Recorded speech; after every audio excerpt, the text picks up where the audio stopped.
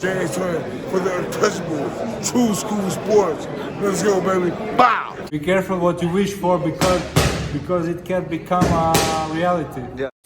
The untouchable True School Sports Empire proudly presents something the boxing games are missing. Hey, what's going on? It's your boy BT, and I came here to talk some boxing with the thousands of True School Sports subscribers.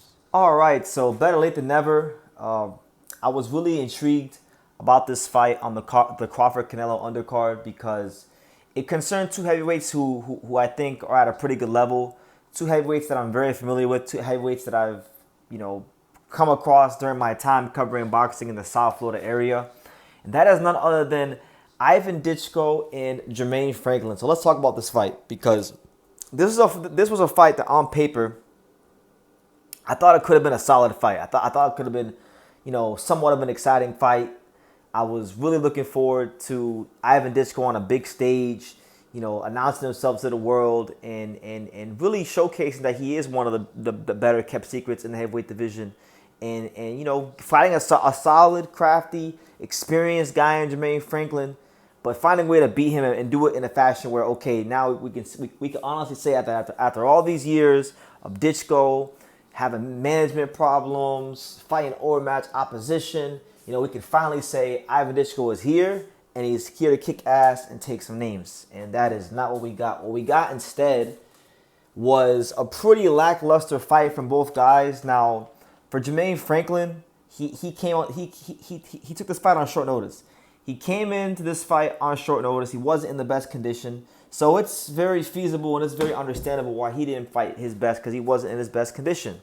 But for Ivan Dychko, I mean, this was your opportunity. I've been covering Ivan Dychko for years, back when he was fighting on those heavyweight factory cards against Cans. And this was his chance on a big stage, a bigger stage than he'll probably ever fight on in his entire career, to announce himself to the world. And what does he do? Not only does he have a lackluster performance, not only did he look like a very average heavyweight, but he loses. And some people would say it's a robbery. I think Dychko probably did win the fight, but my thing is this, man. When you go in the ring, right, you have to go in there and you got to show out. You got to make it definitively clear to the judges that you are levels above who your opponent is. And if you don't do that, you are leaving things to interpretation. And when you leave things to interpretation, you run the risk of getting robbed and getting your O snatched. And that's what happened here. I think, Franklin was out of shape, but one thing Franklin was doing in this fight, enough, he was getting underneath the shots of what Dychko was throwing, and he was pressing him. And I don't know, maybe the judges just didn't like what they were seeing from Dychko. I don't know. I can't speak for the judges, but what I can say is that Ivan Dychko had his big opportunity at the age of 35, after all these years, after a great amateur pedigree, after all these managerial problems, and he didn't deliver when the occasion came to him. So, if there was ever such a thing in a career such as no man's land, I think Ivan Dychko has found himself there. He's 35 years old. He's taken a loss to Jermaine Franklin, right? And he's not a guy that fighters are going to run the fight. He's not bringing a lot of money to the table. He actually can fight. He's 6'9". He can still knock your lights out. So I think I don't know. I don't want to say it's the end for him, but it's starting to look like it's close.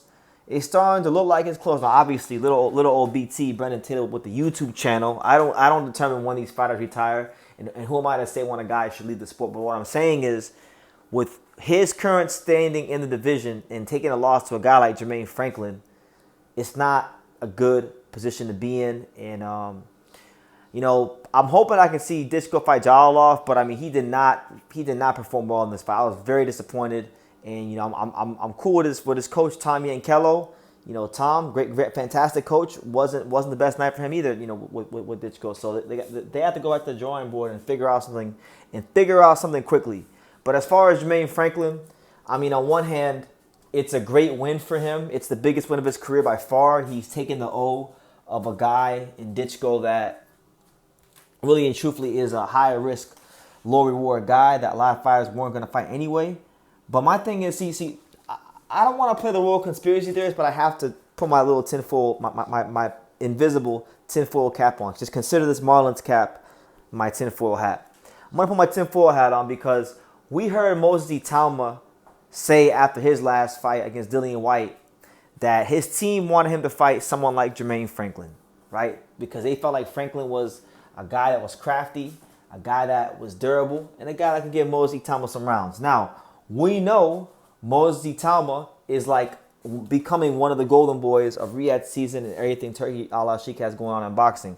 So to me, it's not out of the question that Jermaine Franklin may have gotten some credit and may have been actually, believe it or not, as crazy as it sounds, Jermaine Franklin might have been, I don't want to say the house guy, but favored in this situation because they want to use him for Moses Itauma. I think that's a possibility. But either way, look, it's a good win for him. This is a guy that's been through a lot in his career, and contractually speaking, and he's had fights fall out in his career. And even if it is a dubious decision, I'm glad that he got it. I'm actually glad Franklin got it because Franklin has been a hard luck fighter. A lot of people thought he beat Dillian White, right? And with this win, what it at least allows Franklin to do is keep his career alive and see how much more he can squeeze out of it. And I would be led to believe he's going to get a big opportunity. So if he wasn't the best in this fight, I think he'll get the opportunity in his next fight to be the best and have a longer training camp and be his best. So it may not be a bad thing. Let's see what Franklin does with it. Even if you think this was a robbery, let's see what Franklin does with it. Maybe he winds up being a solid contender in the division and someone that could be involved in some big fights against guys. We'll see. I think Franklin's better than he showed even in this fight, as I think Dychko is better than he showed in this fight. So this fight ultimately was a dud. I was very disappointed in how the fight played out, and I was even more shocked that they gave it to Franklin, honestly, because Dychko was a guy that I thought they had high hopes for. But Dychko is signed to TKO Boxing. He is in that fold. So once they get that going, I would expect him to be involved in some more big fights. But not the greatest fight in the world. Ivan Dychko, after a very lackluster career thus far, as how it's gone, loses his O in a very lackluster fight. So make of that what you will. Jermaine Franklin gets the biggest win of his career. What can he do with it? Will he do anything with it? Who should he fight? Apart from Moses Itauma, I'd like to see him fight maybe a guy like Jarrell Miller. That'd be a good fight, him and Jarrell Miller. If Fabio Wardley loses, I would like him and Fabio Wardley.